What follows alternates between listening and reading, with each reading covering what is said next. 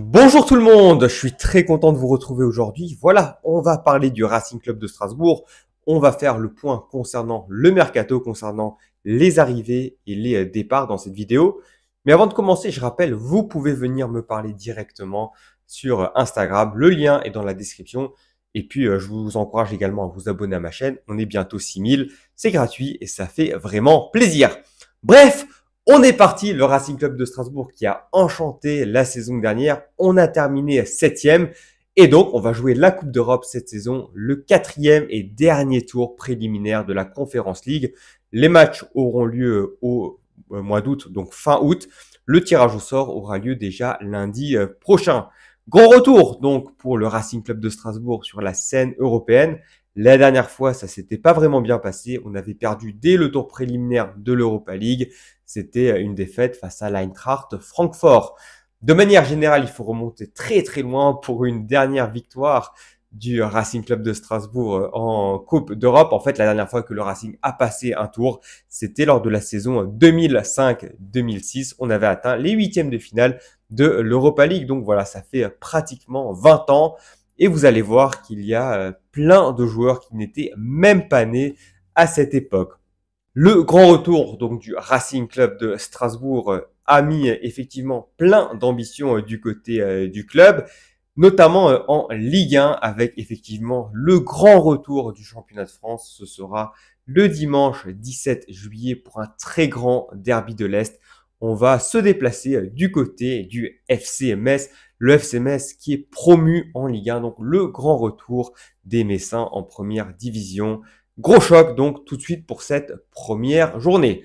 Donc voilà, maintenant je vais passer aux choses sérieuses, les transferts. Avant cela, je vais vous donner deux chiffres, deux informations. Le Racing Club de Strasbourg, très ambitieux cette saison et ça se matérialise par un chiffre extrêmement intéressant pour commencer. Le Racing est désormais le club le cinquième le mieux valorisé de la Ligue 1. Donc voilà, on sait que les 4 premières places donnent accès à la Ligue des Champions. Le Racing est juste derrière. Et donc, on a de sérieuses ambitions. Et l'autre chiffre très intéressant, c'est qu'avec 21 ans de moyenne d'âge, c'est l'effectif le plus jeune de la Ligue 1. Donc, de jeunes grands talents. Et en fait, tout ça, ça pourrait exploser au plus haut niveau cette saison. Donc, une équipe assez prometteuse du Racing Club de Strasbourg, comme on va pouvoir le voir dans cette vidéo. Donc, tout d'abord, je vais faire le point concernant les départs du Racing Club de Strasbourg. Le premier grand départ qu'il y a eu, effectivement, c'est le gardien Georgi Petrovic. La saison dernière, il était prêté par Chelsea. Il a réalisé une très belle saison en Alsace. Il est reparti en Angleterre et a finalement été vendu pour 28 millions d'euros du côté de Bournemouth. Donc lui, il risque d'être titulaire en première ligue la saison prochaine. Et en fait, un destin assez similaire finalement à Matt Sells, qui lui est remarquable du côté de Nottingham Forest. Ensuite, en défense centrale, Mamadou Sarr a été vendu pour 14 millions d'euros à Chelsea. Alors lui, il est arrivé en provenance de Lyon pour 10 millions d'euros la saison dernière. Donc, belle opération financière. Mais d'après les dernières informations, il serait sur le point de revenir en prêt à Strasbourg. Voilà, on connaît la connexion Chelsea-Strasbourg. Et donc, Mamadou Sarr devrait normalement revenir à Strasbourg. En tout cas, du côté de Chelsea, quoi qu'il en soit, c'est très compliqué parce qu'il y a une grande concurrence en défense centrale. Mais voilà, Mamadou Sarr, il a pu jouer 8 minutes de jeu lors du championnat du monde des clubs. Et donc maintenant, on attend son grand retour en Alsace. Ensuite, au milieu de terrain, là, on a eu un départ très important. Voilà, le milieu Habib Diarra est parti pour 31 millions d'euros du côté de Sunderland. Donc ça, c'est une grosse perte parce que c'était le capitaine la saison dernière. Et là, il va partir du côté du promu en Angleterre. Et en fait, on se rend compte que du côté de l'Angleterre, les moyens sont pratiquement illimités. Je rappelle que Sunderland vient d'acquérir et également, cette semaine, ils ont pris carrément Granit Xhaka pour 20 millions d'euros, un joueur qui était pourtant un titulaire indiscutable au Bayer Leverkusen, un joueur extrêmement important. On se rend compte que finalement, le dernier ou le promu en Angleterre a beaucoup plus de moyens qu'une équipe européenne en Ligue 1. Mais bon, ça, on le savait. Donc ouais, grosse perte, Habib Diarra. Donc lui, il va falloir le remplacer et on va voir comment le Racing va s'y prendre. Ensuite, une autre grosse perte, c'est un milieu de terrain qui est reparti du côté de Chelsea où il était prêté la saison dernière.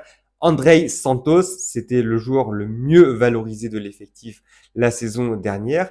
Et lui, par contre, je pense qu'il a un avenir du côté de Chelsea. Voilà, on l'a vu faire quelques apparitions lors du championnat du monde des clubs, notamment être titulaire contre Palmeiras. Et lui, je pense qu'au milieu de terrain, il aura son mot à dire dans la rotation à Chelsea. Donc là aussi, une perte pour le Racing. Donc voilà, par rapport au départ du côté du Racing Club de Strasbourg, il y a eu d'autres départs, mais c'est pas des joueurs majeurs. Si on considère que Mamadou Sarr va bientôt revenir, on se rend compte qu'on a seulement 3 titulaires qui sont partis. Mais le problème, c'est que 2 joueurs étaient prêtés. Et c'est pas facile de toujours remplacer des joueurs prêtés parce qu'effectivement, il n'y a pas d'indemnités qui ont été versées dans les caisses. Donc, il va falloir trouver des manières un peu plus intelligentes, être assez malin pour se renforcer. On a été très malin puisqu'effectivement, on fait appel à la connexion Chelsea une nouvelle fois pour recruter un gardien, un jeune gardien belge qui va avoir 20 ans demain, Mike Penders. Alors lui, il a été acheté pour 20 millions d'euros à Genk il y a un an par Chelsea. Il n'avait jamais joué en équipe première. Et la saison dernière, il a réussi à s'imposer comme un titulaire. Il a joué tout d'abord 11 matchs en saison régulière et puis les 10 matchs des playoffs avec Genk. Donc seulement 19 buts encaissés en 21 matchs. Donc c'est pas mal. Et là, donc finalement, Chelsea a décidé de le prêter à Strasbourg. Sa valeur, c'est actuellement 12 millions d'euros. Donc là aussi, un très grand potentiel. Ensuite, en défense centrale, le Racing Club de Strasbourg a fait signer Soumaïla Koulibaly, qui a 21 ans. Lui, il arrive pour 7,5 millions d'euros en provenance de Dortmund. Il était prêté la saison dernière en Ligue 1 à Brest. Donc lui, il a déjà une certaine expérience dans le championnat et puis il a également joué 8 matchs de Ligue des Champions la saison dernière. C'est un très fort potentiel. Le problème, c'est qu'il est assez fragile. Il est très souvent blessé. Il a raté une grosse partie de la saison dernière. Et là, il arrive à Strasbourg et tout de suite, il s'est blessé. Il va rater le début du championnat. Le Racing a misé 6 millions d'euros sur l'international polonais. Donc, c'est un milieu défensif qui a 2 sélections. Max Ojedi. Bon, honnêtement, je connais pas grand-chose sur ce joueur. Il jouait la saison dernière du côté du Legia Varsovie. Il a joué 2 fois contre Chelsea, mais malheureusement, les matchs n'étaient pas retransmis à cause d'une histoire de sponsor. Bon, donc là, c'est un joueur que je vais découvrir. Et d'après ce que j'ai pu lire, c'est plutôt un milieu récupérateur. Ensuite, le Racing Club de Strasbourg a pris un Sénégalais, Pape Demba Diop, pour 7 millions d'euros. Donc là aussi, un milieu de terrain qui jouait la saison dernière en 2e division belge à Zulte Waregem.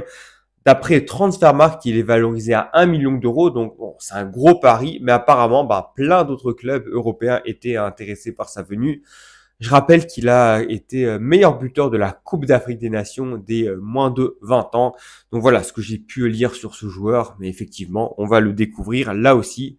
Affaire à suivre. Ensuite, on a encore activé la connexion avec Chelsea. Bon voilà, on connaît, c'est le régime des multi-propriétaires Chelsea-Strasbourg. On fait signer Mathis Amougou. Donc là aussi, un joueur un peu plus offensif pour 14,5 millions d'euros, 19 ans, un joueur qui a joué les 6 premiers mois de la saison dernière à Saint-Etienne, donc une certaine expérience en Ligue 1 déjà, 17 matchs, et puis il est reparti du côté de Chelsea où il a très peu joué quelques rares minutes en championnat et en Conference League. Donc affaire à suivre là aussi du côté de Strasbourg. Et donc, enfin, pour terminer, le Racing Club de Strasbourg qui a tout de même cassé sa tirelire. Voilà. On parle de la venue de Joaquin Panicelli pour 16,5 millions d'euros en provenance d'Alaves. Alors lui, il était prêté en 2e division espagnole la saison dernière du côté de Mirandes où il a terminé 2e meilleur buteur avec 20 réalisations. Le club Mirandes qui a échoué d'un rien à remonter en première division puisqu'il a perdu lors des barrages face à Oviedo. Et donc, c'est le club d'Oviedo qui revient en première division. Oviedo, c'est là où il y a la légende Cazorla qui joue. Donc voilà, 20 buts la saison dernière pour ce joueur. Donc là, apparemment, il a un certain talent devant le but. Donc voilà, par rapport aux recrues, hein, vous voyez du côté du Racing Club de Strasbourg, on a mis les moyens. Je rappelle qu'on a signé également définitivement plusieurs joueurs, à commencer par Omado Videle. Donc ensuite, on a signé également définitivement Barco et puis Ameyov. Donc ça, c'était des joueurs qui étaient déjà là. Ils arrivent donc pour un total de 27 millions d'euros. Et puis, je rappelle également que Diarra, qui a été donc vendu à Sunderland, c'est 31 millions d'euros, ce qui en fait de loin la vente la plus chère de l'histoire du Racing Club de Strasbourg.